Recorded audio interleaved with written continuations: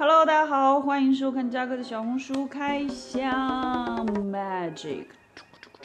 首先谢谢我们的 Moa 给我送了一个有史以来量级最大的一个礼物，就是扫地机器人。姐妹们，我已经开箱在家用过了，扫得非常的干净，可以解放我的双手。主要是我家女主子她有太多的毛了，你要过来感谢一下吗？真的，那跟她说谢谢，谢谢 Moa。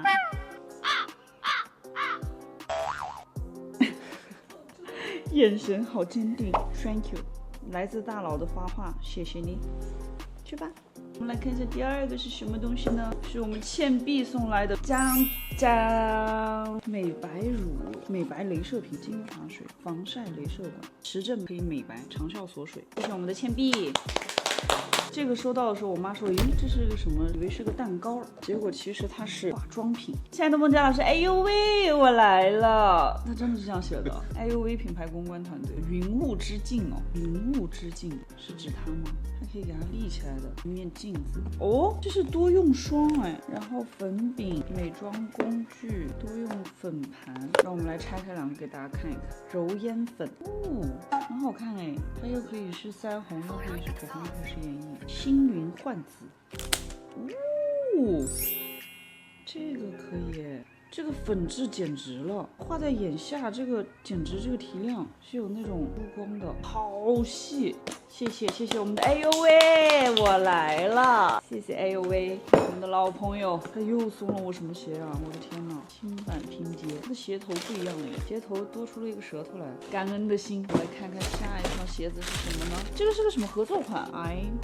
？More time， 这个也完全颠覆了他们以往鞋型的样子哎，这双也好看，很潮流感。谢谢品牌爸爸，他们家雨鞋简直了，这是什么东西啊？它是同个材质的包包，水桶包，这个好可爱呀！雨鞋还需要给大家展示吗？雨鞋应该大家都非常熟悉了，他们给了我这个普通款的，哇，这个这样。好好看啊，而且没有那种皮臭味。OK， 最后的一样东西了，姐妹们，陈嫣然，我录制了一个时尚综艺，然后她就是一个非常厉害的年轻有为的一个艺术家，就是她的一个合作款的笔记本。这小细节，它的插头，它的天线，哇塞，就他画的这个小女孩都非常的好看，大家可以也去关注一下她的小红书，这可以让我用来上英语课。哇，后面还有她的贴纸，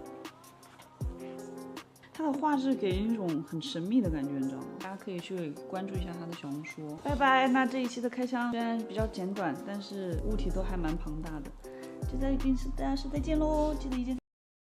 小红书